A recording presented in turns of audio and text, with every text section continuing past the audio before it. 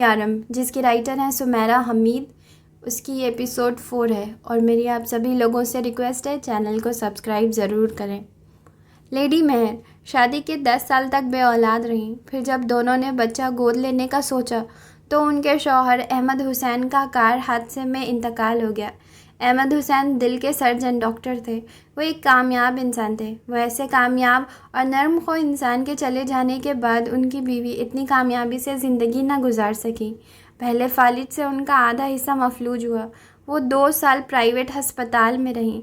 मैके के नाम पर उनके ख़ानदान में सिर्फ़ एक बाप थे जो उनकी 2 साला बीमारी के दौरान चल बसे। अहमद हुसैन के 3 भाई थे, लेकिन वो इस सूरत मेहर से मिलना चाहते थे अगर वो अहमद हुसैन की जायदाद उनके नाम कर देती, एक घर और मेडिसिन कंपनी के शेयर्स। मेहर बच्चा गोद लेना चाहती थी, अब वो भी नहीं ले सकती थी। उनकी हालत ही ऐसी नहीं थी। वो अपने आप को नहीं संभाल सकती थी, बच्चे को कैसे? और इसमें उन्हें कोई इदारा बच्चा ना देता तो उन्होंने बच्चों को उन इदारों में रख कर ही पालना शुरू कर दिया। एक इदारा था, आवर किड्स, हमारे बच्चे, जो बच्चा पालने की ख्वाहिशमंद अफराद को एक बच्चे से मिला देते और फिर उसके अखराजात के पैसे लेते रहते और इसे अपने पास रख कर ही उसकी तालीम और तरबियत करते। मेहर ने यहाँ एक नहीं, पूरे 10 बच्चों को लेकर पाला। वो कंपनी से मिलने वाले मुनाफे से अपने अखराजात के लिए निकाल कर बाकी सब इदारे को दे देती। बच्चे महीने में एक बार उनसे आकर मिल जाते, एक पूरा दिन उनके पास गुजार कर जाते। मेहर को मामा कहते। ये मुख्तलिफ़ कौम व नस्ल से ताल्लुक़ रखने वाले बच्चे थे और सब मेहर को प्यारे थे। क्रिसमस, नया साल वो मेहर के साथ गुजारते। उनमें से एक मुसलमान था, वो अपनी ईद मेहर के घर आकर करता। जैसे जैसे बच्चे बड़े होते गए वो मेहर के पास रात भी रुकने लगे। वो सब ना सिर्फ अपने काम खुद करते बल्कि मेहर के भी कई काम कर देते। मेहर हर महीने इस एक दिन और रात का इंतज़ार करती जब वो सब उसके पास होते। यही बच्चे बालिग होते गए और अपने पैरों पर खड़े होते गए, मुख्तलिफ़ शहरों, मुल्कों और यूनिवर्सिटी की तरफ बढ़ते रह गए। कुछ शादी कर चुके, कुछ नौकरी करते थे, कुछ अभी भी पढ़ रहे थे। ये सब दुनिया के किसी भी कोने में किसी भी हालत में होते, मेहर को फ़ोन ज़रूर करते। लेडी मेहर हमा वक्त उनकी फ़ोन सुनती, ये उन्हें सालगिरह के तोहफ़े भेज रही होती। उनके तरफ से भेजे जाने वाले फ़ोन, मैसेजेस, कार्ड्स पढ़ती। महीने 2 महीने में कोई ना कोई उनसे मिलने भी आया होता, जिसकी आमद पे वो ऐसे खुश होती जैसे पाकिस्तानी माएँ अपने बेटों को सहरा बांधते देखकर होती हैं। गाहे बगाहे ये सब शटलकॉक आते रहते, इसलिए यहाँ 4-5 से ज़्यादा लोगों को पेइंग गेस्ट नहीं रखा जाता था। 1-2 दिन रहकर चले जाते। कोई डॉक्टर था, कोई इंजीनियर था, कोई अपना बिजनेस कर रहा था, कोई नर्स थी तो कोई स्टूडेंट। लेकिन यहाँ आते ही वो सब लेडी मेहर के बच्चे बन जाते। उनके सारे काम खुद करना पसंद करते। उन्हें खाना खिलाते, मुंह धुलवाते, हफ्तावार चेकअप कराते, उन्हें मुख्तलिफ़ पार्कों में ले घूमते रहते और रात को उन्हें कहानी सुनाते।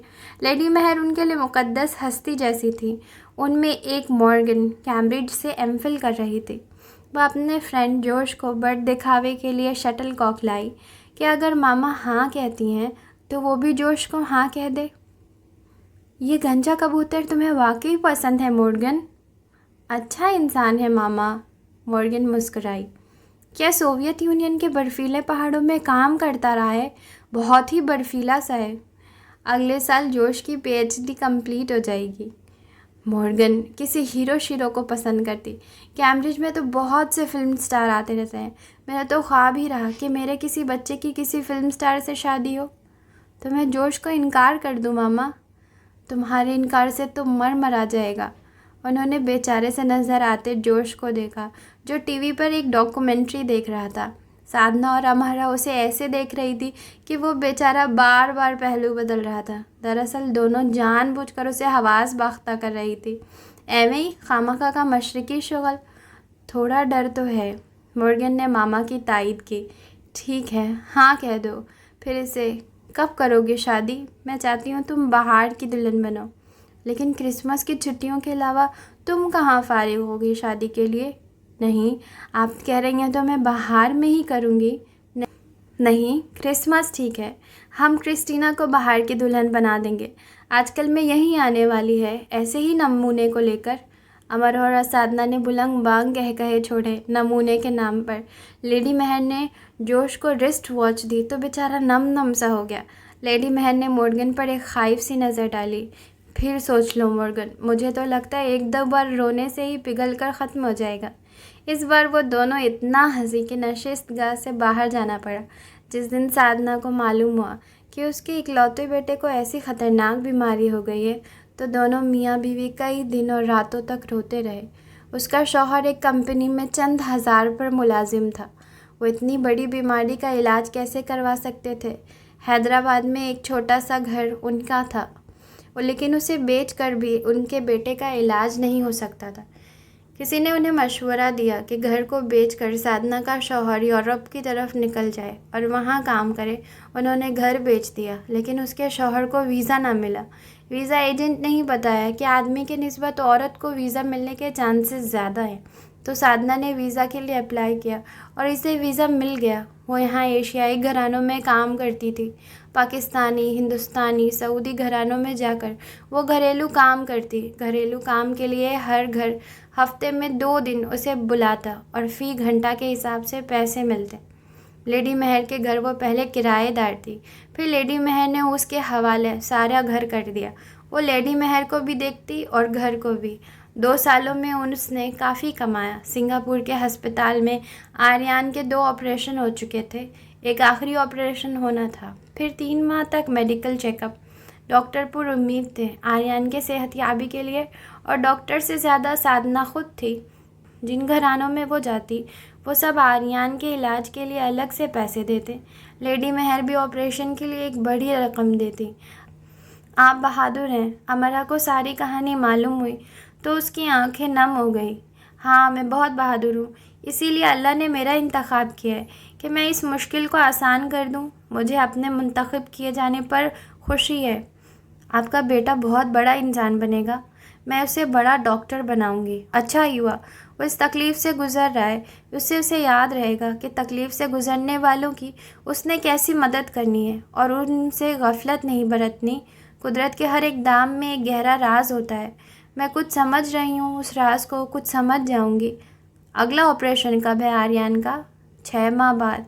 उससे ज़्यादा वक्त में भी हो सकता है, साधना इत्मीनान से कहा। अमरा बहुत मुतासिर थी साधना से। जब वो पाकिस्तान में थी तो ख़ुद को दुनिया की दुखी और मज़लूम तरीन लड़की समझती थी। वो रात को पाइनएप्पल की प्लेट भर कर खाती और रोती जाती। उसे लगता दुनिया में उससे ज़्यादा मुश्किल और मुसीबत में कोई नहीं, उससे ज़्यादा घुटन में कोई नहीं। सबसे ज़्यादा तकलीफ़ उसे ही मिल रही है।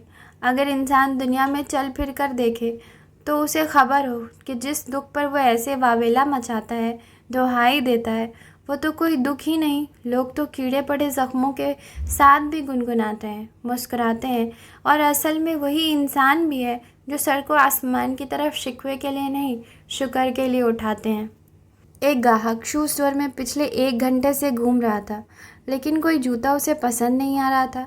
हर बार वो काउंटर का चक्कर लगाकर ज़रा आगे निकल जाता और फिर से घूमकर काउंटर तक आता। अमरा वो बहुत मसरूफ़ थी, लेकिन उसे देख भी रही थी। मैं तुम्हें ये बता दूं कि यहाँ स्टोर में जूतों की ट्वीट नहीं मिलती। अमरा उसके पास आई। अच्छा, तुमने इन्हें सिखाया नहीं ट्वीट लेना और देना? तुम्हें क्या चाहिए? तुम्हें कोई जूता पसंद नहीं आ रहा? जो जूता अच्छा है वो महंगा है, जो महंगा नहीं वो अच्छा नहीं। मुझे नहीं लगता तुम यहाँ किसी ख़रीदारी के मूड से आए हो। हाँ, कुछ ऐसा ही। अच्छा देखो, हमारे स्टोर में कुछ नुक्स वाले जूते रखें। अगर हम वर्कर चाहें तो उन्हें ले सकते हैं। मैं इनसे बात कर लेती हूँ। तुम मेरे साथ आकर अच्छे वाले लेकिन सस्ते जूते ले सकते हो। कितनी अच्छी हो तुम, लेकिन आज नहीं, शायद कल। फिर तुम आज क्या करने आए थे यहाँ? आज पता नहीं, मैं कल पता करके बताऊँगा। घड़ी को देखता वो चला गया, जैसे मकसद पूरा हो गया। शीशे के उस पार अमरा ने उसे जाते देखा। वो हाउ डीप इन लव की धुन सीटी पर बजाता जा रहा था और ऐसे चल रहा था जैसे कोई रॉक स्टार अपने कामयाब शो करके लौट रहा हो। वो कल फिर आ गया, लेकिन जूते लेकर फिर भी नहीं गया। जब वो उसे लेकर स्टोर रूम में ले गई और उसने उसका वहाँ काफ़ी वक्त लिया, तो ऐन वक्त पे उसे याद आया कि उसके पास तो अच्छी हालत में 2-3 जोड़े जूतों के पड़े हैं, फिर वो नए क्यों ले? फिर तुम यहाँ क्यों आए? वो जिद हो गई। पता नहीं, बस कभी कभी मेरी याददाश्त काम नहीं करती, ऐसी ही चली जाती है। जब याददाश्त गई मैं आ गया, अब वापस आई है तो मुझे जाना होगा। पाकिस्तान में हम तुम जैसे लोगों को बावला कहते हैं। बावला? हाँ बावला। चलो जाओ अब, कितना वक्त ज़ाया किया मेरा। जाते जाते वो फिर रुक सा गया। मेरा ख्याल है अगर मैं एक जोड़ी ले ही लूँ तो कौमी असेंबली में यकीनन इसे ज़ेर बहस नहीं लाया जाएगा। वो फिर से जूते पहन पहन कर देखता रहा। वैसे मुझे ये ख्याल भी आ रहा है कि एक स्टूडेंट को इतना शाह खर्च नहीं होना चाहिए। और हाँ, मुझे याद आया, मैंने सुना है एशिया में लोगों के पास इतने कपड़े और जूते होते हैं कि अगर वो अपने कपड़े और जूते दुनिया के सारे इंसानों में तकसीम करने लगे तो हर एक को दो दो जूते और कपड़े मिल जाएं। क्या तुम्हारे पास भी इतने हैं? वो गड़बड़ा गई। पता नहीं, यानी इतने ही हैं। हर वक्त तुम लोग कपड़ों और जूतों के बारे में ही सोचते रहते हो, फिर असल बातों पर सोचने के लिए दिमाग में जगह ही नहीं रहती। मेरे दिमाग में भी और जगह नहीं रही तुम्हारी ऊट पटांग बातें सुन सुनकर। कंधे उचकाकर वो चला गया। बाहर बारिश हो रही थी और सड़क को पार करते, फुटपाथ पर चलते उसने कम से कम 5 बार मुड़कर शीशे के उस पार काउंटर पर सर झुकाए कंप्यूटर्स में बिल्स की एंट्री करते अमरहा को देखा। इस बार उसने सीटी की धुन बदल डाली। वो एक मशरकी धुन बजा रहा था। डेरिक आर्ट का स्टूडेंट था और उसने एक मुकामी चैनल के लिए एक डॉक्यूमेंट्री बनाई और डबिंग के लिए अमरहा को बुलाया। अमरहा जानती थी वो अब तक शर्मिंदा है, इसलिए ज़्यादा से ज़्यादा उसकी मदद करता है। 2-2 मिनट की डबिंग के लिए उसे अच्छे पैसे मिल गए और काफ़ी से ज़्यादा मालूमात भी। सिर्फ एक कैमरे के साथ डेरिक ने वो डॉक्यूमेंट्री बना ली थी और अच्छे खासे पैसे बना लिए थे। डेरिक ने उसे अपनी पहली सी बनाई दूसरी डॉक्यूमेंट्री भी दिखाई। उसे वो सब अच्छी लगी, खासकर डेरिक की कोशिश अच्छी लगी। चंद दिन सोचने के बाद उसने डेरिक से मशवरा किया। वो मैनचेस्टर यूनिवर्सिटी में एडमिशन से मुतालिक एक तफसीली डॉक्यूमेंट्री बनाना चाहती थी ताकि पाकिस्तानी स्टूडेंट्स को अच्छी तरह से अपडेट रखा जाए। डेरिक ने उसे बताया कि डॉक्यूमेंट्री के लिए भी स्क्रिप्ट लिखा जाता है। पहले वो स्क्रिप्ट लिखे। उसने अपने लिखे स्क्रिप्ट उसे दे दिए ताकि वो उनसे सीख ले। उन्हें कई दिन पढ़ने के बाद उसने 5 मिनट का स्क्रिप्ट लिख लिया। डेरिक ने कुछ बुनियादी तब्दीलियाँ की और उन्होंने एडमिशन से मुतालिक एक जामे वीडियो बना ली। डेरिक ने उसकी इंग्लिश में डबिंग की और अमरहा ने उर्दू में। वीडियो उसने पाकिस्तान के चंद टीवी चैनल्स को भी भेज दिया और जवाब का इंतज़ार करने लगे। थोड़ा वक्त लगा और जवाब आ गया। वीडियो ख़रीदने के लिए तैयार थे पर वो बहुत कम पैसे दे रहे थे। उसने सोचा कि इसे कम पैसों पर ही दे देनी चाहिए, लेकिन डेरिक ने रोक दिया। कभी फैसलों में इतनी जल्दी नहीं किया करते।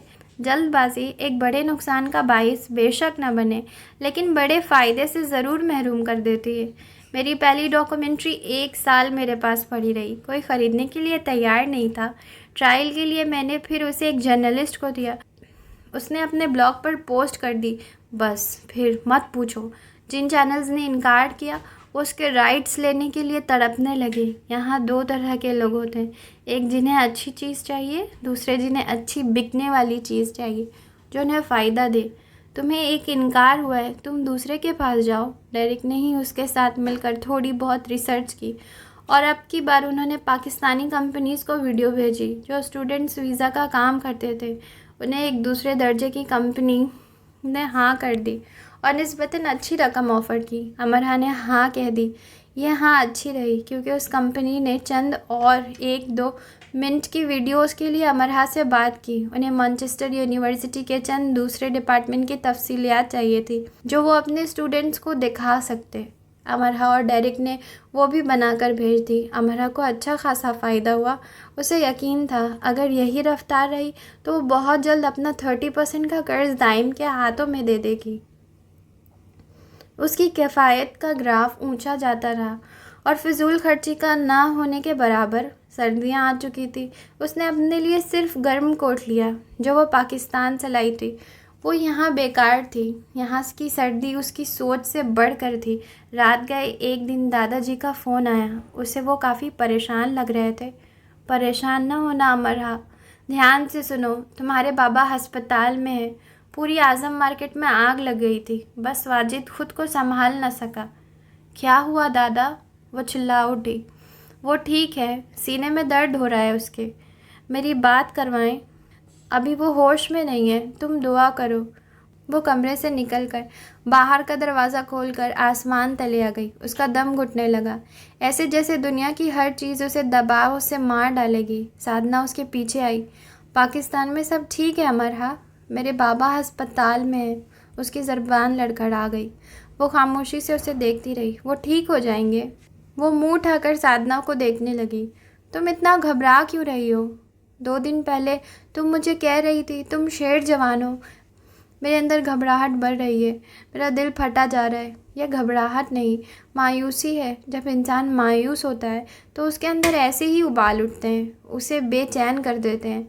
यह मायूसी ही है, वरना तुम मुझसे निकल कर बाहर को ना भागती, अपनी इबादत करती, पहला काम रोने का ना करती, दुआ करती। ख़ुद को संभालो, अपने घर वालों का हाल हवाल लो। वो साधना की तरफ दंग से देखती रह गई। वो अंदर की तरफ लग गई। फ़ोन किया और दादी अम्मा सबको जी जान लगाकर तसल्ली दी। घबराएं नहीं, वो ठीक हो जाएंगे। उसका अंदाज़ मजबूत था। अगर कुछ उन्हें हो गया तो? अम्मा रोती जाती। मेरे पास आपके मायूसियों के जवाबात नहीं। दादा उसके मुख्तलिफ डॉक्टर से बात करवाते रहे। ठीक 3 घंटे बाद उन्हें होश आ गया और 2 दिन बाद वो घर चले गए। दुकान में मौजूद 20-25 लाख की कालीन जलकर राख हो चुकी थी। बाबा के सीने में तकलीफ़ क्यों ना हो उठती? कारोबार के नाम पर वो कंगाल हो चुके थे। पाकिस्तान में सब बेहद परेशान थे कि अब क्या होगा, और मैनचेस्टर में वो तनदेही से उन मामलात का हल निकालने में मसरूफ़ थी। लेकिन हलकान यहाँ परेशान नहीं। वाजिद सूद पे कर्ज़ा ले रहा है, दादा ने फ़ोन पे बताया। सूद पर? उसे धचका लगा। हाँ, मेरी कोई बात नहीं सुन रहा। बिना सूद के कर्ज़ कहीं पे मिल नहीं रहा। सूद हराम है दादा। उसे दुख हुआ जानकर। याद है मुझे, और वाजिद को भी याद दिलाया है। कहता है सूद नहीं है, बस वो कर्ज़े पे मुनाफा लेंगे। दादा आप दीदा हो गए। या वो घर बेचेगा या कर्ज़ा लेगा, वरना दुकान कैसे चलाएगा? बाबा से कहिएगा कर्ज़ ना ले, मैं कुछ करती हूँ। तुम क्या करोगी? दादा हैरान हुए। क्यों? बहुत कुछ कर सकती हूँ। जहाँ एक मुश्किल आती है वहाँ दाएं बाएं 100 हल आते हैं। मैं दाएं बाएं ऊपर नीचे देखती हूँ, हल ज़रूर कहीं आस पास ही है। उसने अब तक की अपनी जमा की गई तनख्वाह को डॉक्यूमेंट्री से मिलने वाले पैसे बाबा के अकाउंट में ट्रांसफ़र करवा दिए। वो पाकिस्तानी चंद लाख थे। फ़िलहाल इतने भी काफ़ी थे। फिर काफ़ी सोच विचार के बाद उसने लेडी मेहर के सामने अपना मसला रखा। उन्होंने खामोशी से एक चेक काट दिया। वो हैरान देखती रही। उसका ख्याल था लेडी मेहर उसे मशवरा देंगी कि ऐसे कर लो वैसे कर लो, लेकिन उन्होंने मुनासिब का एक चेक उसे लिख दिया। ये कर्ज़ है। उन्होंने अमरहा को याद दिलाया। जी बिल्कुल, उसने सर हिलाया। तुम्हें मालूम है अमरहा कि मैं तुम्हें और तुम जैसी कई लड़की को यहाँ मुफ्त भी रख सकती हूँ, लेकिन मैं ऐसा नहीं करती। अगर ऐसा किया मैंने तो तुम्हें बेकार बना दूंगी और नाकारा बना दूंगी। मेरा एक बेटा इसी शहर में रहता है और वो मेरे साथ नहीं रहता। मैंने उसे कोशिश और मुसलसल कोशिश करते रहना सिखाया है। मेरे इस आरामदा घर के शाहाना बिस्तरों पर उसे नींद नहीं आती। मैं अपने बच्चों को इस दुनिया के कामयाब तरीन इंसान बने देखना चाहती हूँ, और ऐसा इंसान बनने के लिए उन्हें एक शाहाना नहीं, मेहनत की ज़िंदगी गुजारनी पड़ेगी। उन्हें ज़ीरो होना पड़ेगा ताकि वो ज़ीरो के आगे के अदद लिखकर अपना नंबर बढ़ा सकें। मेरे बाबा एक किसान थे। स्कॉटलैंड में उनका अपना फार्म हाउस था। वो कहा करते थे महलों में ज़िंदगी गुजारने वाले बदकिस्मत तरीन लोग हैं, क्योंकि वो नाकारा हैं। वो अपने मिट्टी से अटे हाथ उठाकर ऐलान करते, खुशकिस्मत तो हम हैं क्योंकि हम कारामद हैं। ज़िंदगी हमसे सांस लेती है, ज़िंदगी हम में धड़कती है। मैं रकम तुम्हें वैसे भी दे सकती। अल्लाह ने मुझे बहुत दिया है, लेकिन यह कर्ज़ इसलिए है ताकि इसे वापस करने के लिए तुम खुद को कारामद बनाओ। ठीक है? जी ठीक है। उसने चेक भी बाबा के अकाउंट में ट्रांसफ़र करवा दिए। बाबा का फ़ोन आया।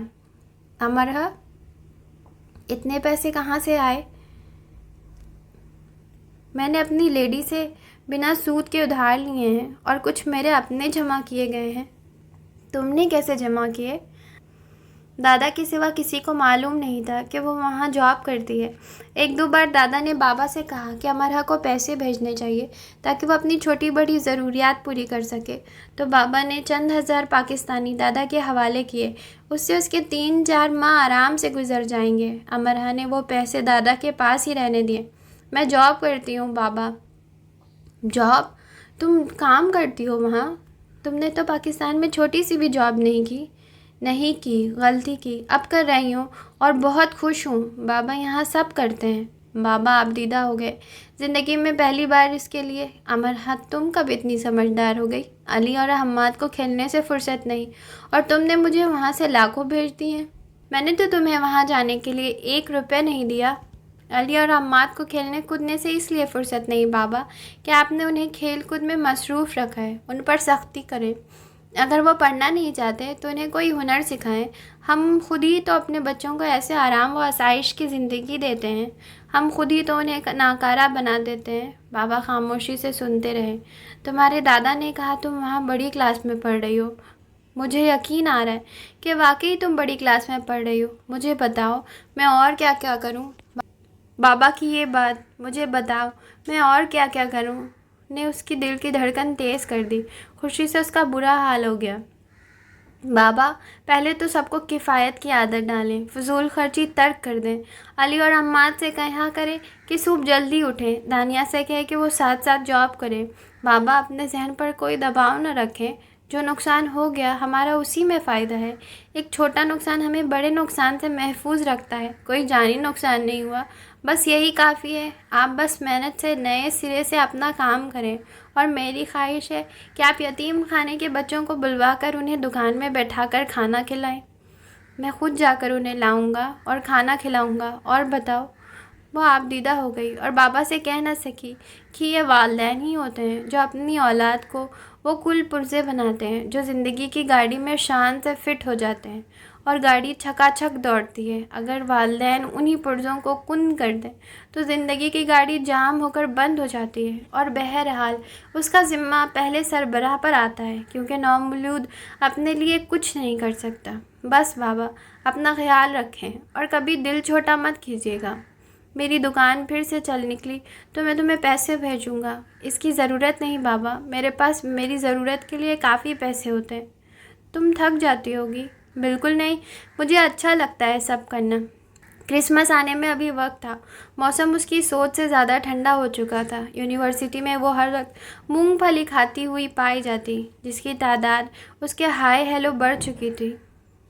यूनिवर्सिटी में इसी हिसाब से जितनी मूंगफली मुंह में जाती उसे कई ज़्यादा दूसरों के हाथों में जाती। अब रोज़ की 2 किलो मूंगफली तो वो नहीं ले सकती थी, इसलिए जहाँ ज़रा सन्नाटा सा दिखती मुंह में डाल लेती। एक दिन ऐसा करते उसे पीछे से आलियान का कहकहा सुनाई दिया, कितनी चालाक हो तुम, कैसे छिप छिप कर खा रही हो? नहीं तो वो साफ मुड़ कर गई। अमरहा इंग्लिश लिटरेचर की स्टूडेंट थी और आलियान बिज़नेस का, और अमरहा तो फिर अपनी आदत के मुताबिक पूरी यूनिवर्सिटी का हफ्ते में 1 चक्कर ज़रूर लगाती, वरना हिस्सों में तो ज़रूरी चक्कर को मुकम्मल कर लेती। लेकिन आलियान कम ही कहीं चलता फिरता खड़ा टहलता नज़र आता। हाँ, कभी कभी वो ऐसे हो जाता कि हर वक्त हर एक को नज़र आता, और कभी ऐसे कि हर कोई उसका पूछता रहा होता कि वो कहाँ है। अब वो फिर ऐसे ही अचानक से नमूदार हुआ तो अमरहा को अच्छा लगा। उसने जेब से मूंगफली निकाल कर उसे दी और साथ साथ वो उसे बता रही थी कि लाहौर में मूंगफली कैसे बिकते हैं, कैसे उसे गर्म किया जाता है, कैसे हीटर के पास बैठकर उसे उड़ाया जाता है। फिर उसने बताया कि बचपन में वो मूंगफली के छिलकों के ढेर को चुपके चुपके खंगाला करती कि उसमें से कोई मूंगफली मिल जाए। आलियान देर तक हंसता रहा। मैं यकीन करता हूँ, मुझे यकीन है तुमने यही किया होगा। वो हंसता जा रहा था। फिर अपनी उंगली की पोर से अपनी आँख की नमी साफ़ की और अपने क्रॉस बैग में उसे मूंगफली भरवाकर अपनी क्लास लेने चला गया। और फिर वो उसे एक ऐसे वक्त नज़र आया कि उसने हैरत से किताब बंद कर दी। रात 12 बजे से पहले का वक्त था। वो अपने कमरे में पढ़ रही थी और अपने कमरे की खिड़की से ज़रा दूर घर के दूसरे किनारे में की तरफ उसे वो नज़र आया। पहले उसने सर को उठाकर जैसे सारे घर का पूर जायज़ा लिया। फिर वो एक खिड़की की तरफ बढ़ा। अमरा ने झट अपने कमरे की बत्ती बुझा दी और खिड़की से सर निकालकर उसे देखने लगी। वो इस खिड़की से उछल कर अंदर झांक रहा था। फिर उसने यही काम दूसरी खिड़कियों के साथ किया। फिर 2 खिड़की की चौखट पर खड़ा होकर पाइप का सहारा लेकर अब ऊपर की मंजिल के एक बेडरूम में झांकने लगा। अमरा का हैरत से बुरा हाल था। वो इतनी मशाकी से ये सब कर रहा था जैसे स्पाइडरमैन हो और एक अरसे से ऐसे ही करतब कर रहा हो। फिर वो उस खिड़की से ज़मीन पर कूद आया और टहलने सा लगा। अमरा ने सर को ज़रा पीछे कर लिया। अब वो उसी खिड़की के पास आ रहा था। अमरा ने आंखें फाड़ कर देखा, उसकी खिड़की के पीछे खड़ा था।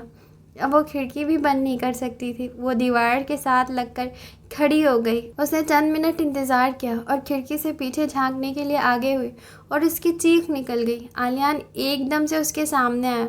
वो खिड़की पर चढ़ चुका था। अमरा, आलियान ने सरगोशी सी की। तुम यहाँ? अमरा 2 कदम पीछे हटी। तुम यहाँ? खिड़की की चौखट पकड़े वो गिरने के करीब हुआ। फिर उसने जल्दी से मजबूती से खिड़की को थाम लिया। जंगल या बयाबानों में अंधेरे के बिस्तर पर मीठी नींद सोए जुगनू उसकी आंखों में एक एक करके जागने लगे थे।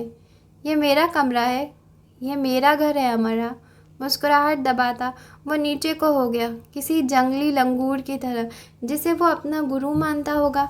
अमरा ने बेतरह हैरान होकर जैसे खुद को होश में लाना चाहा। उसे यकीन नहीं आ रहा था अभी अभी जो उसने देखा वो सच था, हकीकत था, ख्वाब नहीं था। उसका यूनी फेलो उसके कमरे की खिड़की में आकर उसे बता गया कि ये इसका घर है। उसने जल्दी से आगे बढ़कर खिड़की से सर बाहर निकाला। वो ज़रा दूर दूसरी खिड़की की तरफ लपक रहा था और बार बार घड़ी देख रहा था। आखिर वो कर क्या रहा था? ऐसे आधी रात के वक्त उसकी रिहाइश गाह के गिर्द पागलों की तरह कूद फांद कर रहा था। अमरा ने सर को ज़रा और आगे करके कहा, तुम क्या कर रहे हो यहाँ? जाओ यहाँ से। उसकी आवाज़ पर वो रुक कर उसे देखने लगा, जैसे परियों की देश की कहानी सुनते बच्चे सर उठाकर आसमान की तरफ देखने लगते हैं। क्या कोई परी उनके सरों पर उड़ती जादू की छड़ी घुमा रही है? अगर नहीं तो क्यों नहीं? अगर हाँ तो वो नज़र क्यों नहीं आती? अच्छा, तो वो नज़र आ गई। वो नीचे खड़ा उसे देख रहा था। वो खिड़की से सर निकाले उस पर खफा हो रही थी। पागल हो गया? आवाज़ को धीमा रखकर वो चिल्लाई। पागल हूँ मैं, मिलियन पाउंड लव। इसी अब्रों को उचकाकर मुस्कुराहट दबाकर उसने सर हिलाया। अच्छा, तो ये तुम्हारा घर है? अपने दानिश में वो उसे चिढ़ा रही थी। तो फिर सीधे रास्ते से अंदर आकर दिखाओ। अच्छा। आलियान सीने पर हाथ बांध लिए और उसके अगले हुक्म का इंतज़ार करने लगा। क्या ड्रामा है ये? अमरा पूरी कुव्वत से चिल्लाई। उसने झुरझुरी लेकर डरने की अदाकारी की और कान में उंगली घुमाने लगा। फिर सर को झुकाकर कान को साफ करने का अमल किया। अमरा को काफ़ी बुरा लगा। उसने अपने स्टडी टेबल पर रखा एक अदद मोटा मैगज़ीन उठा लिया और उसे देह मारने के लिए बुलंद किया। आलियान को बुरा लगा। वो संजीदा होकर उसे देखने लगा। क्या वो खिड़की में खड़ी जूलियट है और क्या वो नीचे खड़ा रोमियो है? सितारों भरी रात ने वक्त के कान में सरगोशी करके पूछा। वक्त ने कंधे उचकाए और मुस्कुराकर कहा, इंतज़ार करो। अमरा मैगज़ीन उसे मारती वो तेज़ी से घर की दूसरी तरफ चला गया। उसने तकरीबन खुद को आधा खिड़की से बाहर निकालकर उसे ढूंढना चाहा, लेकिन वो उसे नज़र नहीं आया। कुछ ही देर में उसे घर के अंदर से शोर की आवाज़ें आने लगी। रात के वक्त इस तरह की आवाज़ों का आना अजीब था, ख़ासकर लेडी महर की आवाज़। वो अपने कमरे से बाहर आई तो साधना भी अपने कमरे से निकल कर आ चुकी थी। क्या हो रहा है? दीदी का बेटा आया है उन्हें सालगिरह विश करने। कब आया? अभी। आओ अंदर चलें। साधना ने उसका हाथ पकड़ लिया और दोनों लेडी महर के कमरे में चली गई। और लेडी महर के बेड पर बैठा आलियान उन्हें मुन्ना सा बेक केक खिला रहा था। कमरे की खिड़की खुली थी। दोनों एक दूसरे के साथ ऐसे मसरूफ़ थे, दुनिया में अकेले वो 2 इंसान ही मौजूद हों। अमरा देखती रह गई। मेरा बेटा भी तुम्हारी यूनिवर्सिटी में ही पढ़ता है, लेडी महर ने उसे एक बार बताया था। यूनिवर्सिटी को फ़ख्र है उस पर और मुझे उस पर। बिज़नेस के नए रुझानात और तारीखों पर उसने जो असाइनमेंट लिखी थी उसी यूनिवर्सिटी ने किताबचे की सूरत में छाप कर लाइब्रेरी में रखा है। साधना ने आगे बढ़कर लेडी महर को गले लगाया और सालगिरह विश की। अमरा भी आगे बढ़ी। आलियान ने जल्दी से केक छुपा लिया। ये बचा हुआ केक मैं साथ ले जाऊं? इतने से केक में भी तुम्हारी जान है? लेडी महर बहुत खुश थी। नहीं, केक में जान नहीं रही अब। मामा, आपको मालूम है लोग आपके घर के यूनिवर्सिटी में क्या कहते हैं? क्या कहते हैं? शटलकॉक। कैसा मासूम इंसान था वो, कैसे सच उगल रहा था। कौन कहता है मेरे वाइट हाउस को शटलकॉक? नहीं, मैं नहीं कहती। यूनिवर्सिटी में पहले से ये शटलकॉक के नाम से मशहूर था। मैं नहीं कहती। अमरा घबरा गई। ये माँ बेटा दोनों कैसे बौखला देते थे। आलियान, आज रात यहीं रुक जाओ। वो उसका हाथ अपने हाथ में लेकर बैठी थी। आलियान हंसने लगा। आप मुझे रहने के लिए कह रही हैं? ठीक है, जाओ फिर। वो अपना बैग उठाकर खिड़की की तरफ लपका। हमारा हैरत से उसे देखने लगी। ये क्या तरीका है आने और जाने का? आज मैं दरवाजे के रास्ते पर चला जाता हूँ। आलियान लेडी मेहर से मिलकर कमरे से बाहर आ गया। तुम्हारा कमरा किस तरफ है? क्यों? मुझे इसकी खिड़की देखनी है। क्यों? इतने क्यों? मुझे देखना है कि ऊपर से नीचे खड़ा मैं कैसा लग रहा था। जैसे सामने से खड़े लग रहे हो। कैसा लग रहा हूँ? उफ, अमरा को खामोश होना पड़ा। अधखुले दरवाजे से अंदर झांककर उसने खुद ही अंदाज़ा कर लिया, ये उसका कमरा है। तुम लेडी मेहर के बेटे हो? बिल्कुल। वो खिड़की में से सर बाहर निकाल कर उस तरफ देख रहा था जहाँ कुछ देर पहले वो खुद खड़ा था। लेकिन उनका नाम तो मार्गरेट नहीं है। एकदम से आलियान की मुस्कुराहट गायब हो गई। उसने जल्दी से अपनी पुश्त से बैग उतारा और जो चुन्ना मुन्ना केक बच गया था वो निकाल कर अमरा के आगे किया। ये मैंने बेक किया है। तुम कुक हो? ओके, मैं चला। उसने एकदम से ऐसे हाथ छोड़ दिए जैसे ध्यान न देने के पर गिर गया हो। अमरा चीख दबाती खिड़की की तरफ लपकी। नीचे झाँका। पाइप से झूलता वो ज़मीन पर छलांग लगा चुका था। अमरा ने सर खिड़की से बाहर निकाल लिया। गुड बाय के लिए थैंक्स। अब तुम सो जाओ। वो दोनों हाथों को मुंह के दाएं बाएं रखकर थोड़ा सा चिल्लाया। गुड बाय कौन कह रहा था उसे? अमरा तो उस बंदर के तमाशे देख रही थी। गुस्से से उसने खिड़की बंद करनी चाहिए। मैं नहीं जानता कि वहाँ से यहाँ खड़ा मैं कैसा लग रहा हूँ, लेकिन यहाँ से तुम खिड़की से झांकती थॉमस की बनी गर्ल इन द विंडो जैसी लग रही हो। बस तुम ज़रा गुस्से में हो। थॉमस की गर्ल तो मुस्कुराती है। बैग को संभालता दोनों टांगों की ताली बजाता वो चला गया। बंदर। इतने प्यारे स्पाइडरमैन को अमरा बंदर कहकर बड़बड़ाने लगी।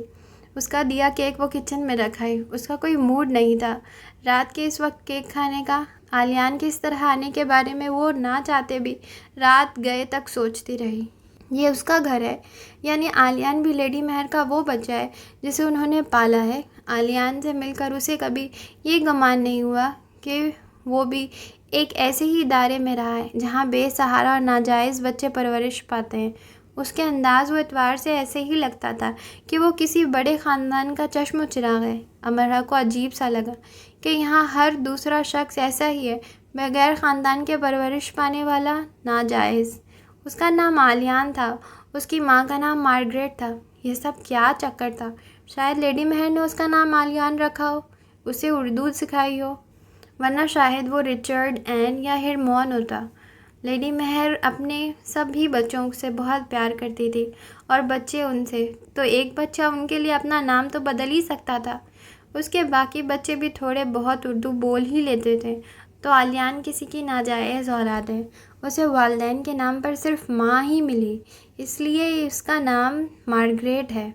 आलियान उसका अच्छा दोस्त बनता जा रहा था। उसके बारे में एक मालूमात होने पर वो उसके लिए अफसोस महसूस कर रही थी। सिर्फ अफसोस और कुछ नहीं।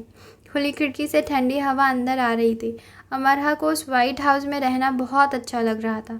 उसका जो कमरा लेडी मेहर ने उसे दिया था काफ़ी बड़ा था। खिड़कियाँ कद-आदम थी और कमरे की सबसे खूबसूरत बात यह थी कि खिड़की के ऐन सामने की दीवार पर किसी नौ आमूद खत्तात के कलम से सजी कुन फयाकुन के हल्के रंग से बनी पेंटिंग लगी थी।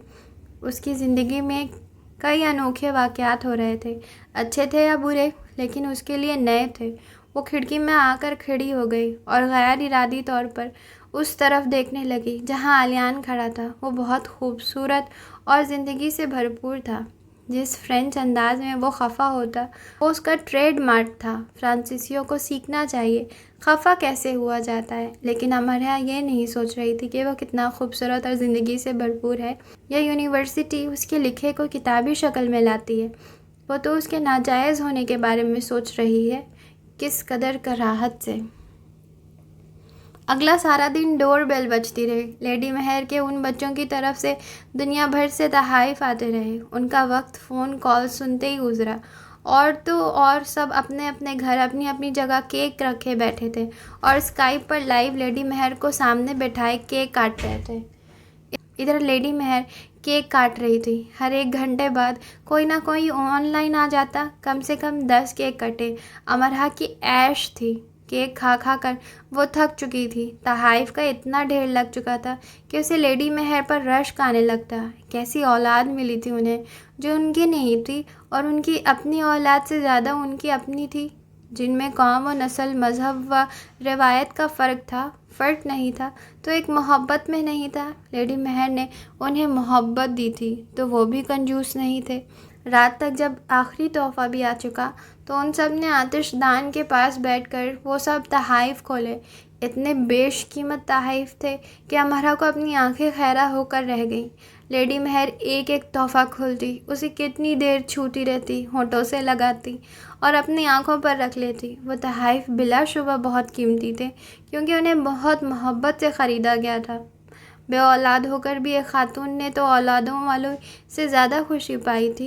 ये सब इसलिए मुमकिन हुआ था कि उन्होंने इंसानियत के मिराज को छू लिया था। उन्होंने रंग व नस्ल को मिटाकर उन सबको गले लगाया था। वो एक एक तोहफे को खोलती, उसे भेजने वाले के बारे में उन्हें बताती।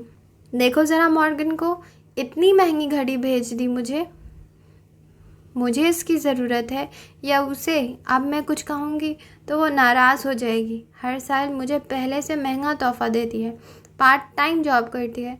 जब घर आया करती है तो मेरे दाएं कान से साथ अपना बायां कान जोड़ कर सोया करती है, और अगर सोते में उसका सर खिसक जाए तो उठकर फिर से मेरे कान से कान मिलाकर सो जाती है। जाने उसे क्या ख़ुद था।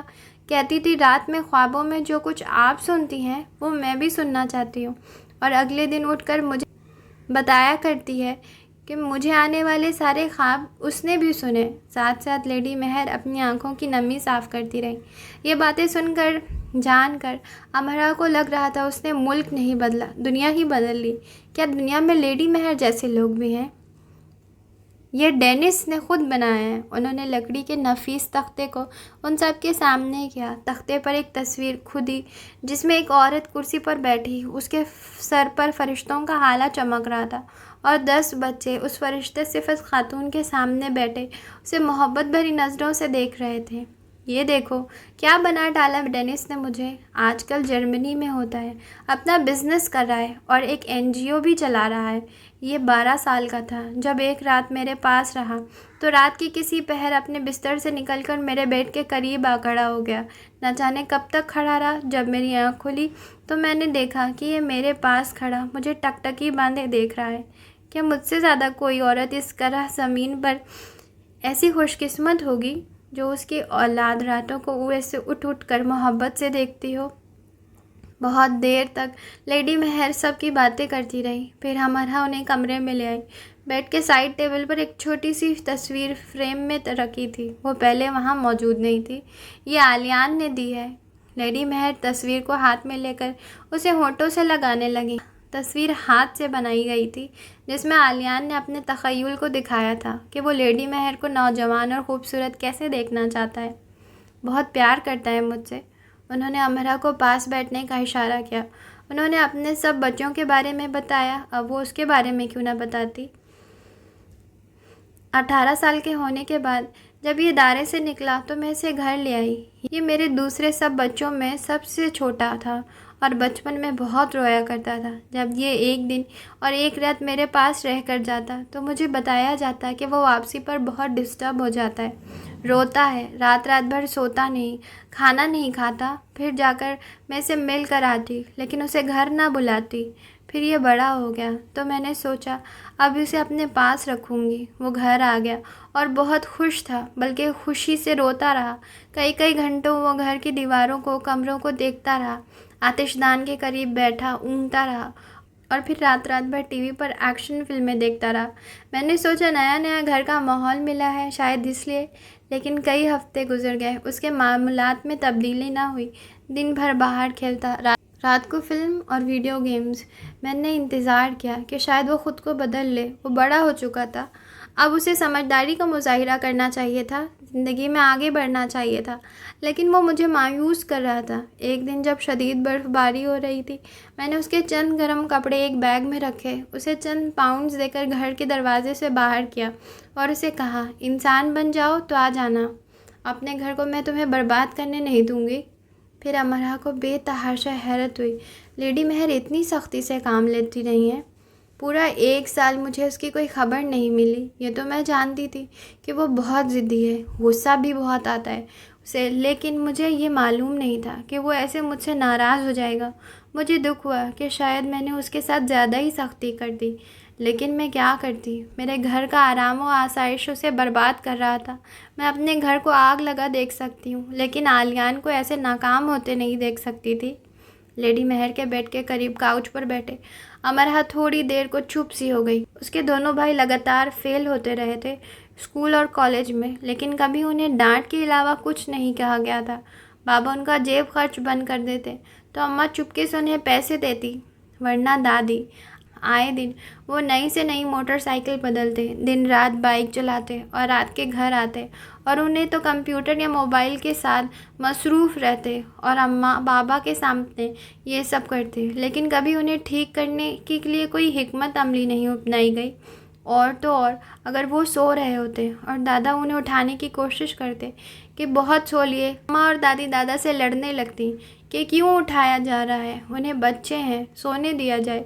ये बच्चे हैं, दिन के 2 बज रहे हैं, काम वालों ने अपने आधा दिन का रिस्क कमा लिया। इस उम्र में मैंने अपने घर की जिम्मेदारी उठा ली थी, दादा कहते। वो वक्त और थे, अम्मा बुरा मान जाती। वो अच्छे वक्त थे। मेरे अब्बा जी मुझे 100 जूते लगाते अगर मेरी आंख अजान फजर के बाद खुलती थी। मस्जिद के इमाम साहब ने बच्चों को जल्दी उठाने के लिए, आदत डालने के लिए अजान फजर की जिम्मेदारी बारी बारी सब पर लगाई थी। समझदार लोग थे उस ज़माने के, हुक्मन से तरबियत करते।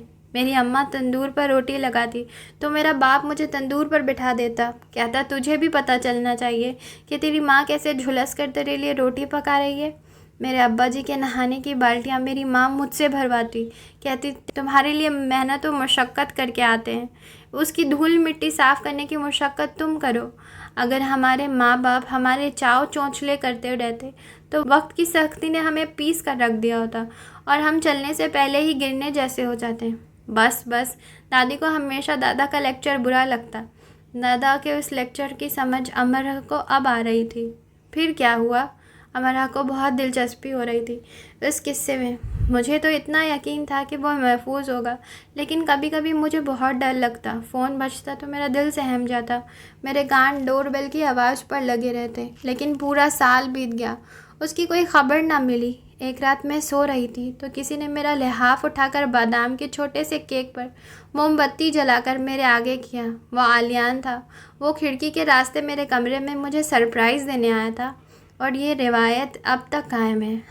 हाँ, लेडी मेहर मुस्कुराने लगी, लेकिन अब कुछ ऐसे कि मैं अपना कमरा बदल लेती हूँ। वो एक एक खिड़की फलांगता झांकता आता है। उस रात उसने मैनचेस्टर यूनिवर्सिटी का स्टूडेंट कार्ड मेरे आगे किया। मैं इंसान बन चुका हूँ, उसने फ़ख्र से मुझे बताया। यूनिवर्सिटी ने उसे स्कॉलरशिप दिया था। लेडी मेहर ने अपनी आंखों की नमी साफ़ की। उसने मुझे मायूस नहीं किया था। मैंने अपने सब बच्चों को गोद लिया। उस वक्त मैंने खुद से वादा किया था कि मैं इन्हें बेहतर इंसान बनाऊंगी। मुझे कोई भी रास्ता अपनाना पड़े, दरीग नहीं करूंगी। एक औरत की गोद में जब बच्चा आता है तो उस पर नबियों और वलियों जितनी जिम्मेदारी आयद होती है। एक ऐसा फ़र्ज़ जिसमें गफलत की गुंजाइश नहीं। जब एक इंसान को परवरिश के लिए, तरबियत के लिए एक दूसरा इंसान दिया जाता है तो जैसे कुल इंसानियत की लगामें उसके हाथ में दे दी जाती हैं कि इसे इब्लीस बना दो, कि कुल इंसानियत के लिए वबाल जान बन जाए, या वो बंदा बशर जो अपने आगे और पीछे, दाएं और बाएं खैर की रोशनी बिखेरता चला जाए।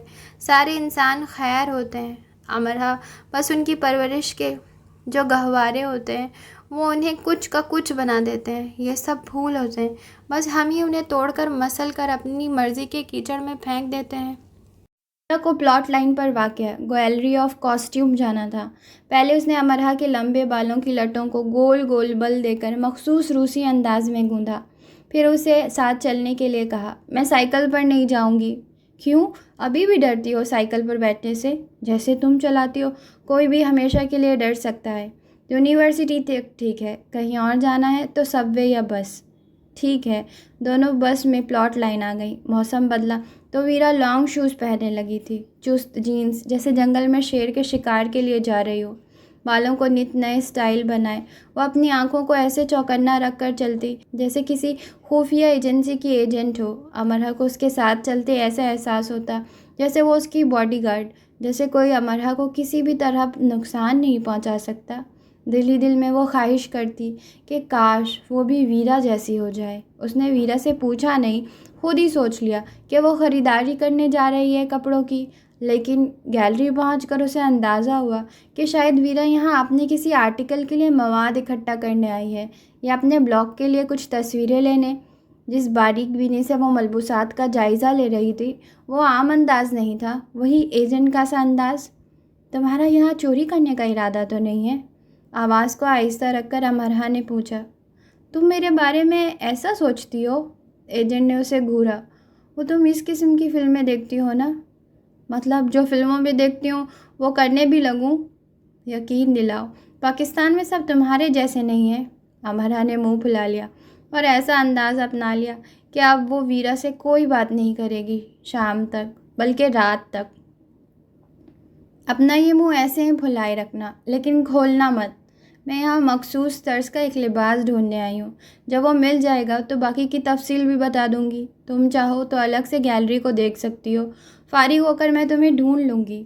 वीरा चूंटी की रफ्तार से एक एक शोकेस के आगे से सरक रही थी। वो दोनों इस वक्त 18वीं सदी के सेक्शन में थे, न सिर्फ मैनचेस्टर बल्कि पूरे बरतानिया में। The gallery of costume house अपनी इनफरादियत में यकसा हैसियत की मुल्क गैलरी है। गैलरी 20,000 से ज़ायद आइटम्स रखती है। लेट 70s से अब तक के फ़ैशन के मर्दाना, जनाना, बचगाना कपड़े, जूते, जेवरात और ऐसी दूसरी चीज़ें बड़े पैमाने पर कास्टिंग हाउस में नुमाइश के लिए रखे गए हैं। यानी ये हाउस ऐसी सब चीज़ों का जदीद तर्ज से सजा अजायब घर है, जाहिर है, जो देखने से ताल्लुक़ रखता है। ख़ास तौर पर 17, 18 और 19वीं सदी के हिस्से देखने से ताल्लुक़ रखते हैं। यकीन नहीं आता कि कभी यूरोप में भी ख़वातीन ने दस्ताने पहने थे, स्कार्फ़ के इस्तेमाल को लिबास की तरह ज़रूरी समझा था। ऐसे घेरदार लिबास पहने जाते कि असल जिसामत के बारे में अंदाज़ा नहीं लगाया जा सकता था। तो फिर ऐसे प्यारे मलबूसात से उन्होंने क्यों कर अपनी जान छुड़ा ली? तर्क क्यों कर दिए? तग़य्युर वक्त की रूह है और बिलाशुबा आने वाला वक्त गुज़र जाने वाले वक्त से बेहतर होता है, होता रहेगा, ऐसा ही फरमाया गया है। उन मलबूसात ने अमरहा को मबहूत कर दिया। वो बेहद नफासत से सिलाई किए गए थे। उन्हें पहनने से ज़्यादा देखने रहने को दिल चाहता। मोमी पुतले जो उन्हें पहने खड़े थे, सांस लेते लगते और देखने वालों को अपने साथ वक्त के तग़य्युर के सफ़र पर जाने पर मजबूर कर देते। अमरहा ने उनके साथ वक्त का सफ़र किया। जब वो जी भरकर गैलरी देख चुकी तो वीरा के पास आई और एक विक्टोरियन शोकेस के सामने खड़ी पेंसिल से कागज़ पर स्केच बना रही थी। अब ये क्या कर रही हो? अपने लिए ड्रेस बना रही हूँ। अपने काम में मसरूफ़, वो बोली। वो एक विक्टोरियन फ्रॉक का स्केच बना रही थी जिसके बाजू कोहनी तक थे और उगी जाली लगी ही थी जो कलाई पर बटरफ्लाई की साख्त में बंद हो जाती। फ्रॉक 3-4 मुख्तलिफ रंग के कपड़ों से बनाई थी, लेकिन उसका प्राइम कलर हल्का नीला था और जा बजा उस पर सफ़ेद जाली के परचे लहरें छोड़ दिए गए थे। उसका घेर इतना था कि अमरहा के 5 शलवार सूट बन सकते थे। अमरहा ने वीरा की पसंद की दाद दी। बिलाशुबा वो एक बेहद नफीस फ़्राक थी और उसकी ख़ास बात ये थी कि उसे देखने से ही उसकी शान का एहसास होता, मतबरी और आला ज़ौक़ का। अपना काम मुकम्मल कर चुकी तो दोनों बाहर आ गए। अमरहा के पास मज़ीद 2 घंटे थे, फिर उसे अपनी जॉब पर जाना था। कैसा है? वीरा ने स्केच उसके आगे किया। ज़बरदस्त। पर उसका क्या करोगी? बहुत ही ख़ास दिन पहनूंगी। अपनी शादी पर? उससे भी ख़ास दिन। शादी से बढ़कर और क्या हो सकता है? कॉन्वोकेशन पर? मेरे नज़दीक शादी से भी ज़्यादा एक और दिन बहुत ज़्यादा ख़ास होता है किसी लड़की के लिए, जब उसे लगता है कि उसे 2 ज़िंदगियों के ट्रैक्स को एक कर देना चाहिए। जब वो ये फ़ैसला करती है तो उसे अपनी ज़िंदगी में किसी और एक ही जैसे बेहद अहम और इकलौते इंसान को शामिल करना है। यानी वो वक्त जब 2 लोग बिला आखिर ये तय कर लेते हैं कि उनमें बादशाह कौन है और मलका कौन। आखिरी फ़िक्रा वीरा ने निचले लब को दांतों में लेकर शरारत से छोड़ते हुए कहा। जब कोई तुम्हें प्रपोज़ करेगा उस दिन वीरा दिल खोलकर हंसी। यहाँ मैंने थोड़ी सी तब्दीली कर दी है। जिस दिन मैं उसे प्रपोज़ करूँगी उस दिन, जिस दिन तुम मुझे इसमें स्केच की तरफ इशारा किया, देखो समझ लेना कि मोर का सर कराई हो। अमरहा को उसका एतमाद अच्छा लगा। वो जानती थी उसे प्रपोज़ नहीं किया जाएगा, बल्कि ये अहम काम वो खुद करना पसंद करेगी। एक फ़्रॉक अमरहा को भी बहुत पसंद आई थी। वो हल्के गुलाबी रंग की थी, जिस पर हल्के नीले, सुर्ख पीले परों वाली तितलियों को ऐसे बनाया गया जैसे वो एक दूसरे के आगे पीछे भागती दौड़ती, शरारतें करती, खेल कूद रही हों। अमरहा उस फ्रॉक को अपने सबसे ख़ास दिन, अपनी शादी के दिन ज़ेब तन करने की ख्वाहिश को अपने अंदर पैदा होने से रोक न सकी। ये ख्वाहिशें अचानक उसके अंदर जागी, वरना इसने कभी अपनी शादी के बारे में कुछ भी नहीं सोचा था। उसने तो कभी इस शख्स के बारे में भी नहीं सोचा था, जिसे कभी तो उसकी ज़िंदगी में आना ही था। उसकी मंगनी हुई तो भी उसे कोई दिलचस्पी पैदा न हुई थी कि वो कौन शख्स है। उसे सिर्फ अपने घर के माहौल से, अपने आसपास के माहौल से निकलने में दिलचस्पी थी। हत्ता कि उसकी शादी भी तय हो गई, तब भी उसने ये मालूम करने की कोशिश नहीं की कि वो कौन है, कैसा है। उसने इस बारे में सोचा कि एक दादा के अलावा वो क्यों बाकी सबसे लाताल्लुक़ रहती है, उनके साथ ताल्लुक़ क्यों नहीं बना पाती। उसकी दोस्तें दूर दूर से ही दोस्तें ही क्यों रहती हैं, वो उसके और करीब क्यों नहीं जा पाती। उसने दादा को ये सब बताया तो वो खामोश से हो गए।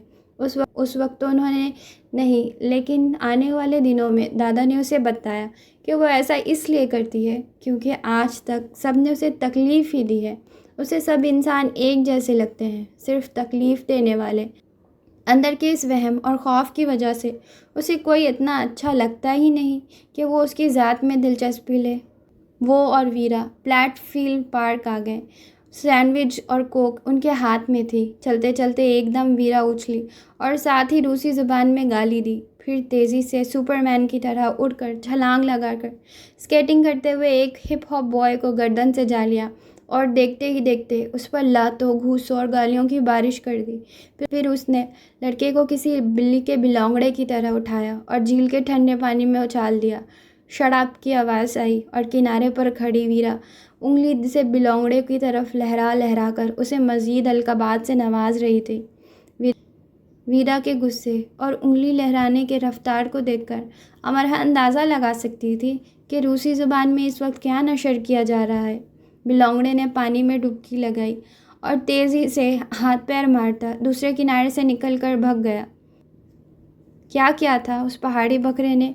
अमरहा को उसके भागने के अंदाज़ पर बहुत हंसी आई। मेरी कमर पर चुटकी भर कर गया था। तुमने कैसे उस पर तशद्दुद किया, उसे ठंडे पानी में फेंक दिया। कोई मसला हो गया तो वो पुलिस ले आया तो? पुलिस ले आए या फ़ौज, मैं तैयार हूँ। एक बार स्कूल ग्राउंड में मेरे क्लास फेलो ने मुझे हरासा किया था। मैं 10 साल की थी उस वक्त। वो एक लोफर और गुंडा लड़का था और स्कूल की हर कमज़ोर लड़की उससे डरती थी। अगले दिन खौफ से मैंने स्कूल नहीं गई। मेरे पापा को मेरे स्कूल ना जाने की वजह मालूम हुई तो उन्होंने मुझे घर के बाहर पहाड़ की तरफ जमी बर्फ़ में गर्दन तक दबा दिया। मेरे बदन पर एक भी गर्म कपड़ा नहीं था। मैं चीखती और चिल्लाने लगी। वो खामोशी से मेरे पास बैठे रहे।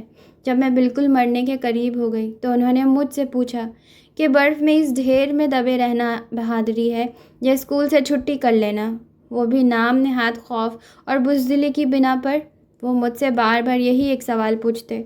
मेरे होंठ नीले पड़ गए। मेरी जान निकलने में कुछ ही वक्त रह गया तो उन्होंने कहा, अगर तुमने बाकी मानदा ज़िंदगी भी ऐसे बुज़दिल बनकर गुजारनी है तो ख़ुद को इसी बर्फ़ में दफन रहने दो। मर जाओ इस ढेर में, बुज़दिलों को मर ही जाना चाहिए। अमरहा दंग वीरा की शक्ल देख रही थी। रूस की तरह ठंड और बर्फ़ को जानती हो क्या? हाँ, अमरहा ने साथ ज़ोर ज़ोर से सर भी हिलाया। क्या ठंड ठंड होती है, बर्फ़ बर्फ़ होती है? क्या जवाब दिया था उसने। ठंड ठंड नहीं होती, बर्फ़ बर्फ़ नहीं होती अमरहा, मौत होती है, सफ़ेद मौत। सर्दियों में पानी फेंको तो वो फ़िज़ा में ही जम जाता है। तुम्हारे मुल्क के लोग वहाँ जाते ही मर जाते हैं। वैसे तुम्हारी दुनिया के बारे में मालूमात इतनी कम क्यों हैं? मैं जानती हूँ रूस कहाँ है। रूस में क्या क्या है ये जानती हो। पाकिस्तान में क्या क्या है तुम ये जानती हो। पाकिस्तान में क्या क्या नहीं है मैं ये भी जानती हूँ। तुम क्या चाहती हो? मैं ज़िया से बात शुरू करूं या अब्दुल कदीर से? कहो तो मैं कहूटा के बारे में भी बहुत कुछ बता सकती हूँ। मैं तुम्हारे उन चंद शहरों के नाम भी बता सकती हूँ जो ज़ेरे ज़मीन पेट्रोल के दरिया रखते हैं, लेकिन जिनके बारे में ख़ुद पाकिस्तानी नहीं जानते, क्योंकि उन्हें कभी जानने की कोशिश ही नहीं की। वो सिर्फ़ उन रिपोर्टरों को मानते हैं जो उन्हें नाम निहाद गैर मुल्की बना कर देते हैं। वो नहीं चाहते कि पाकिस्तान उन ज़ख़ीरों को काम में लाकर तरक्की करे। वो ऐसा तब करेंगे जब उन्हें यकीन हो जाएगा कि उन ज़ख़ीरों के निकलते ही उन्हें उनके ठेके मिल जाएंगे, जब उन पर उनका कब्ज़ा हो सकेगा। हमारे रूस में एक बात कही जाती है, पाकिस्तानी उस वक्त सल्यूट किए जाने के काबिल थे जब वो हिंदुस्तानी से पाकिस्तानी बने थे, और तब जब वो एटमी ताकत बने थे। और बस पाकिस्तानियों ने ये सल्यूट दोबारा नहीं ली। अमरहा जानती थी कि वो ठीक कह रही है। ख़ुद वो ये तक नहीं जानती थी कि पाकिस्तान में किस सन में एटमी ताकत बना। तुमने उसके साथ कुछ ज़्यादा ही कर दिया। अमरहा को उसे पुराने मौज़े पर वापस लाना ही पड़ा। वो मज़ीद वीरा के साथ शर्मिंदा नहीं हो सकती थी। अगर वीरा पाकिस्तान को लेकर उससे कोई आम सवाल भी पूछ लेती और उसे उसका जवाब भी ना आता तो बुरा होता। कम से कम एक पाकिस्तानी को तो पाकिस्तान के बारे में मालूम होना चाहिए। ज़्यादा नहीं, बल्कि बिल्कुल ठीक किया। ठंडे पानी ने उसी के अंदर के गंदे कीड़े को भिगो भिगो कर कुचल डाला होगा। तुम बहादुर हो वीरा। अगर मुझे ऐसे बर्फ़ में दबाया ना जाता तो मैं कभी ऐसे बहादुर न होती। एक लम्हे के लिए अमरहा बिल्कुल खामोश हो गई। एक वीरा थी जिसे बहादुर बनाया गया था, एक अमरहा थी जिसे मुसलसल रुलाया गया था। वो दोनों इंसान थी, दोनों लड़कियां, लेकिन उनमें एक कई गुना ज़्यादा मजबूत और एक कदम आगे थी, दूसरी कई गुना कमज़ोर और बहुत पीछे थी। दोनों इंसान ही थी, फिर भी बराबर नहीं थी। तो तुम्हारे फादर तुम्हारी ताकत है? अमरहा को उस पर रश्क आ रहा था।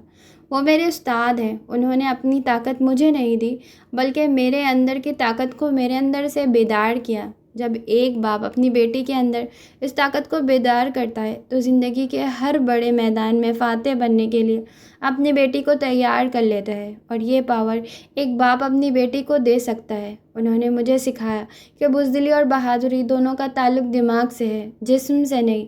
अगर वो दिमाग को निडर बना लिया जाए तो जिस्म हरगिज़ डरपोक नहीं बनता। वो कहते हैं ना, कोई आपको उंगली लहरा कर धमकाए, आप उससे मुक्का मार कर खामोश करवा दें।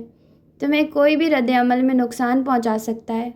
हाँ, ऐसा हो तो सकता है। तो क्या नुकसान के खौफ से मैं बुज़दिल बनी रहूं, खामोश रहूं? ऐसा मैं नहीं कर सकती। वैसे तुम्हें तुम्हारे पापा ने क्या सिखाया अमरहा? एक गहरा साया अमरहा पर से होकर गुजरा। बाबा रात गए घर आते। उन्हें दुनिया में एक ही चीज़ की फ़िक्र रहती, अपनी कारपेट शॉप की। वहाँ रखे हर छोटे बड़े कारपेट की, बेगमात के घर वक्त पर डिलीवरी की, हत्ता के शॉप पर लूज़ हो जाने वाली एनर्जी सेवर तक की भी। यूनिफॉर्म में एक दिन उनके सामने अपनी वैन के लिए निकलने लगी तो उन्होंने पूछा, कितने बजे छुट्टी होती है तुम्हारे स्कूल की? मैं स्कूल नहीं, कॉलेज जाती हूँ। अब क्या कर वो वैन में आकर बैठ गई और बमुश्किल अपने रोने पर काबू पा सकी। जिस बाप को ये तक मालूम नहीं था कि उसकी बेटी स्कूल नहीं कॉलेज जा रही है, वो बाप उसकी तकलीफ़ों के बारे में क्या जान सकता था? जिस बाप की बाबत वीरा पूछ रही थी, वो उसके लिए दादा बने थे। मैं 12 साल की थी तो बुरी तरह से रो रही थी। मेरे दादा मुझे बहुत बड़े पार्क में ले गए। वो साल के गर्म तरीन दिनों में से एक था। क्या तुम गर्म तरीन दिनों का मतलब जानती हो? अमरहा ने रुक कर वीरा से पूछा। हाँ, इतना गर्म कि इंसान की मौत वाक़ई हो सकती है। वीरा सब जानती थी। हाँ, ये वही दिन थे। पार्क में ले जाकर मेरे दादा ने मुझे वो मुर्दा परिंदा दिखाए जो गर्मी से मर चुके थे। वो मुझे एक दरख्त के नीचे लेकर बैठ गए और उन्होंने मुझे परिंदों को देखते रहने के लिए कहा। अमरहा के देखते ही देखते एक चिड़िया गर्मी की ताब न लाकर मर गई। मेरे दादा मुझे उसके करीब ले गए और मुझसे पूछा, अमरहा, मरने से पहले क्या तुमने इन चिड़ियों को रोते आह बका शिकवे करते देखा? गर्मी ने उसे इतनी तकलीफ़ दी कि उसकी मीठी चूं चूं भद्दी आवाज़ में बदली, बल्कि बेचारी तो खामोश हो गई। फिर तो ये मासूम सी चिड़िया इंसानों से बढ़कर हो गई। दादा ने चंद छोटे कंकर उठाकर परिंदों को मार दिए। वो खामोशी से फिर से उड़ने लगे। उन्होंने अपनी जगह बदल ली, लेकिन वावेला नहीं किया, न रोए न चिल्लाए। फिर उन्होंने मुझे बताया कि कायनात की अदना मखलूक हशरात और दूसरे जानवर कभी इंसान की तरह आह बका नहीं करते।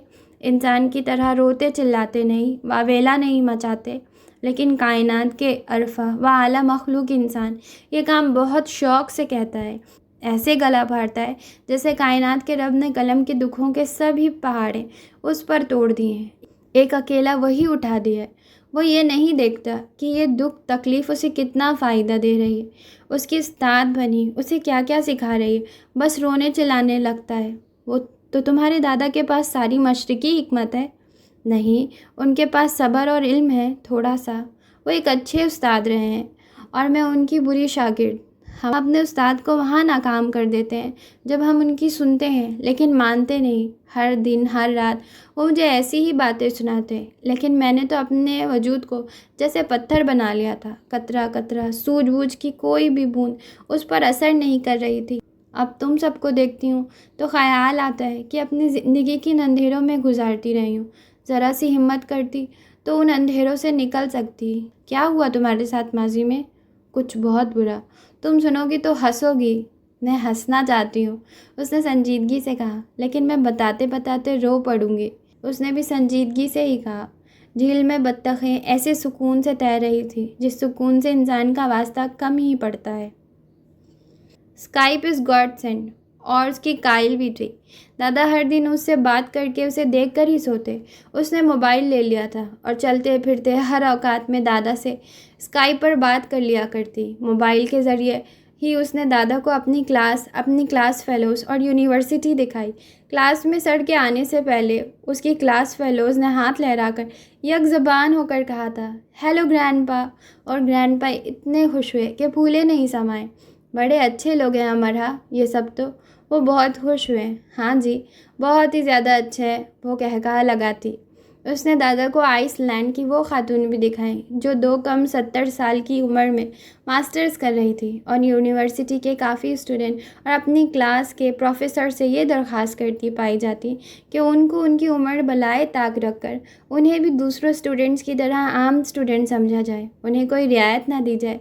वो उस वक्त बुरा मान जाती हैं जब लाइब्रेरी में कोई उनसे ये कहता है कि वो 6 या 8 किताबें पर मुश्तमिल सेट को उनके हॉस्टल रूम तक छोड़ आता है। यूनिवर्सिटी को उनसे बहुत तौक़ात थी और सबका मानना था कि वह ज़रूर दुनिया में भर में मैनचेस्टर यूनिवर्सिटी का नाम रोशन करेंगी और कॉन्वोकेशन डे पर यकीनन दुनिया भर का मीडिया मिसेस रूदाल की शानदार कामयाबी को कवरेज देना समझेगा। दादा आप भी यूनिवर्सिटी आ जाएं, यहाँ छोटा मोटा कोर्स ही कर लें। इस उम्र में मैं क्या करूँगा कोर्स करके? यही सवाल मैंने भी मिसेस रेचल से पूछा कि इस उम्र में तारीख को खंगाल कर, इसमें घुस कर और फिर इसमें डिग्री लेकर क्या करेंगी? तो उन्होंने कहा, उम्र कोई चीज़ नहीं होती, असल चीज़ ज़िंदगी होती है और मेरे वजूद में ज़िंदगी ऐसे दौड़ती है जैसे कोई नौमौलूद बच्चे के जिस्म में। तो जब ज़िंदगी का मायने एक है ज़िंदा रहना, तो मैं किसी शानदार मकसद को लेकर ज़िंदा क्यों ना रहूं? इससे पहले मेरा मकसद मेरे बच्चों, मेरे ख़ानदान की परवरिश और देखभाल था। अब मैं उनसे फ़ारिग हो गई हूँ तो मैंने एक नया मकसद बना लिया है। इसमें उम्र और नफ़ा नुकसान की तो बात ही नहीं, ये तो मकसद पा लेने की बात है जो पा रही हूँ। दादा उसे सालगिरह विश कर रहे थे जब वो किचन में साधना के साथ नाश्ता बना रही थी। उसने मोबाइल स्टैंड में मोबाइल लगा दिया और काम करते साथ उनसे बातें करती रही थी। साधना ने सुना तो उसे गले लगा लिया। वो केक बनाने का वादा किया। मीरा ने फ़िलहाल एक सुर्ख रिबन उसकी कलाई पर बांध दी और एक अपनी कलाई में कि याद रहे कि एक ने गिफ्ट लेना है और एक ने देना। एन ऑन ने भी जैसे अपनी अलामती चुप का रोज़ा तोड़ा और उसे जापानी गीत का क्रोश किया। नशिस्तगाह में छोटी बच्ची की तरह हिल हिल कर गाती वो इन तीनों ख़वातीन को हैरान कर रही थी। लेडी महर उसे थोड़ी तले हाथ रखे देखती। जब वो गा चुकी तो लेडी महर ने पुरज़ोर सर हिलाकर कहा, मुझे उम्मीद थी कि तुम्हारे अंदर ज़रूर कोई ना कोई कला मौजूद है। रात को तुम मुझे चंद ऐसे ही गीत सुनाना। अमरहा के हाथ पर किस करके एन ऑन फिर से पुरानी एन ऑन बन गई जो साल में मुश्किल से कोई एक गैर ज़रूरी बात करती। लेडी महर ने रात के डिनर के एहतमाम का अमरहा से वादा किया और यूनिवर्सिटी में कोई रंग बिरंगे फूल लिए उसका इंतज़ार कर रहा था और अपनी क्लासेस ले चुकी थी और अपने डिपार्टमेंट की हद से निकली ही थी कि आलियान एकदम से उसके आगे आ गया। शायद वो भागता हुआ आया था। ये लो, वक्त तुम्हें ज़िंदा रखे। वक्त मुझे ज़िंदा रखे, वो ज़रा ना समझी। तुम्हारी सालगिरह है ना आज, तो तुम्हें दुआ दे रहा हूँ। जिसे वक्त ज़िंदा रखता है उसकी उम्र हज़ारों साल, कई सदियाँ होती है। वो मुस्कुराने लगी। तुम्हें किसने बताया? मैंने खुद को खुद ही बताया। ऐसे लगा इसकी तारीफ़ की गई है। मेरी सालगिरह का किसने बताया पागल? ओ, साधना ने उसको फ़ोन किया था। केक बनाने की तरकीब पूछ रही थी। आखिर ये ब्रितानवी लोगों को घर में बेकिंग करने का क्यों शौक़ है? साधना हिंदुस्तानी है, उसने अतात गुजार बच्चों की तरह उसे कहा। उसे बुरा न लगे। अमरा ने उसके लाए गुलदस्ते में से, जो किसी बाग से तोड़े लगते थे, सफ़ेद, नीले, सुर्ख फूल चुन लिए और पीले फूल उसे वापस कर दिए। वो सवालिया उसे देखने लगा। वो दोनों अब यूनिवर्सिटी के मेहराब के पीछे खड़े थे। सामने ऑक्सफोर्ड रवां दवां थी। ये वापस क्यों किए? आलियान को बुरा लगा। पीले फूल किसी को नहीं देते। ये नफ़रत और नापसंदीदगी की अलामत होती है। हम बहुत अच्छे दोस्त नहीं सही, ऐसे दुश्मन भी नहीं कि मेरी सालगिरह के दिन मुझे ऐसे फूल दिए जाएं। और नफ़रत नापसंदीदगी की अलामत, ये फूल? वो भरपूर संजीदगी से पूछ रहा था। हाँ बिल्कुल, वो भी मुकम्मल संजीदगी से जवाब दे रही थी। तुमसे किसने कहा या मरहा? क्या मतलब है तुम्हारा? किसने कहा? यूनिवर्सिटी की तारीख़ी मेहराब के नीचे एक नई क्लास लगी थी। तुमसे किसने कहा कि ये नफ़रत और नापसंदीदगी की अलामत है? सबको मालूम है। उसने कंधे उचकाए, जैसे ये जता रही हो तुम्हें इतनी सी बात नहीं मालूम। अफसोस, वैसे तुम बड़े मास्टरमाइंड बनते फिरते हो। सब कौन? उफ़, ये सारी दुनिया, सब और कौन? एकदम से अमरा के तासरात में गुस्से और कोफ्त का ग्राफ बढ़ने लगा। फिर भरपूर दिल से कहका लगाया, तुम इतनी सतही हो अमरहा, या तुम उन लोगों की बातों का ध्यान देती रहती हो जो नफ़रत और इंतशात के मौजद हैं, जो हमेशा कुदरत के कवानीन में घुसते हैं और पूरे दिल से उन कवानीन में रद्दोबदल कर देना चाहते हैं। ये वो लोग हैं जो एक फूल भी खुद नहीं बना सकते, लेकिन उसी फूल को नापसंदीदा, काबिल नफ़रत ज़रूर बना सकते हैं। अलामत आखिर क्या चीज़ होती है? ये फूल है अमरहा, सिर्फ फूल। अगर ये इससे ज़्यादा कुछ और भी हैं तो वो ये कि वह अपनी वजूद में कामिल है। ये ख़ुद को खुद ही कामिल करता है। इसका खुलता हुआ रंग देखो, कितना कामिल है। ये अपने रंग में कहीं कम न कहीं ज़्यादा एक जैसा। इसकी पंखुड़ियाँ कितनी नर्म और मुलायम है, कितनी जाज़िब, नज़र को मिलावट नहीं। इनमें दुनिया की बेहतरीन फैक्ट्रियों में बनने वाला रेशम भी इस जितना मुलायम नहीं होगा जितना ये ज़मीन के वजूद से निकला हुआ है। देखो कुदरत की काबिलियत, दाद दो कुदरत को, तारीफ़ करो कुदरत की। उल्टा तुम उसे नापसंदीदा अलामत दे रही हो। तुमने उसकी खूबसूरती पर गौर नहीं किया और उसे नापसंदीदा जान लिया। सर उठाकर आसमान को देखो। अगर सारी दुनिया इस आसमान को फिजूल और बकवास अलामत कर देगी तो तुम भी उसे बुरा मान लोगी। वसी मंजरें, नीले झील और सब्ज़ व सफ़ेद पहाड़ कितनी कामिल हैं। अगर इन्हें कोई अलामतें दे दे तो क्या नफ़रत करने लगोगी इनसे? अपनी तख्लीक में ये फूल किसी से कम नहीं, कायनात के किसी भी से भी नहीं। अपने मकाम पर बादशाह है और उसके सर पर ताज है। उसकी तख्लीक का तुम्हारी तख्लीक जैसी होनी मकसूद पाई है। तुम वैसे ही हो, ये किसी भी तरह हेज नहीं, इसमें कोई कमी नहीं। मैं तो उन दिमागों में जिनमें ये फितूर पैदा होता है, कोई फूल, कोई रंग, कुदरत की बनाई कोई चीज़ काबिल नफ़रत नहीं होती। ये ख़ुद भी लोगों की बातें हैं। तुम वो सबक क्यों पढ़ रही हो जो दुनिया के मकबूतुल हवास इस लोगों ने गायब दिमाग में लिखा है, कुदरत के ख़िलाफ़ जाकर लिखा है, कुदरत को नाखुश करने के लिए लिखा है, कुदरत को हेज करने के लिए लिखा है। अमरा यकीनन चुप हो चुकी थी। उसकी सारी ज़िंदगी पीले फूल को नफ़रत की अलामत समझते गुजर जाती अगर उसे ये सब ना बताया जा रहा होता। आखिर उसने आज तक ये बात खुद क्यों नहीं सोची? दिमाग तो उसके पास भी था ना। मेरा ज़ाती ख्याल है कि फूलों के दो ताजिर ने कारोबारी हसद का नतीजा ये सब है। एक ताजिर के पास पीले फूल होंगे और वो कारोबार में तरक्की कर रहा होगा। उसके पीले फूलों का बाग तेज़ी से फल फूल रहा होगा। दूसरे रंग के होंगे, चलो सुर्ख लगा लो। अब सुर्ख फूलों के मालिक ने सोचा होगा कि फूल को किसी ऐसे जज्बे के साथ जोड़ दिया जाए तो रातों रात उसकी मांग में इजाफा हो जाए। तो अपने कारोबारी हलीफ के फूल को किसी ऐसे जज्बे के मुंसलिक कर दिया जाए कि लोग उसे लेना ही पसंद ना करें। फिर उसने ये किया और ऐसा करने के मैं कामयाब हो गया। देखो तुमने कैसे मेरे हाथ से मेरे फूल वापस कर दिए। ये वही फूल जो मुजस्सिम शाहकार हैं। अमरहा ने उसके हाथ से फूल वापस ले लिए और तेज़ी से बस की तरफ भागी जिसमें बैठकर उसे जाना था। आलियान उससे चंद कदम दूर था। ये बात तुम्हें किसने बताई आलियान? बस की खिड़की से सर निकाल कर उसने फूलों की तरफ इशारा करके पूछा। सुमेरा ने, आलियान ने तेज़ आवाज़ में कहा। बस दूर चली गई लेकिन वो वहीं खड़ा बस की गुजरगाह को देखता रहा। रात के डिनर का एहतमाम ठीक ठाक था। दादा ऑनलाइन देखकर उसने साधना का बनाया केक काट लिया। लेडी मेहर ने उसे यूनिवर्सिटी की तस्वीर वाला क्रॉस बैग दिया था। साधना ने बारीक सी पाजेब और एन ऑन ने हाथ की बनी एक छोटी सी गुड़िया जो उसकी माँ ने उसके बैग में 1 दर्जन से ज़्यादा रखी थी कि यूनिवर्सिटी में जो उसे अच्छा लगे उन्हें देती जाए, उसने लेडी मेहर को दी। अमरहा ने उस गुड़िया को यूनिवर्सिटी बैग के ऊपर सतह पर लगा दिया। सबको मालूम होना चाहिए ताकि एन ऑन उसे पसंद करती है।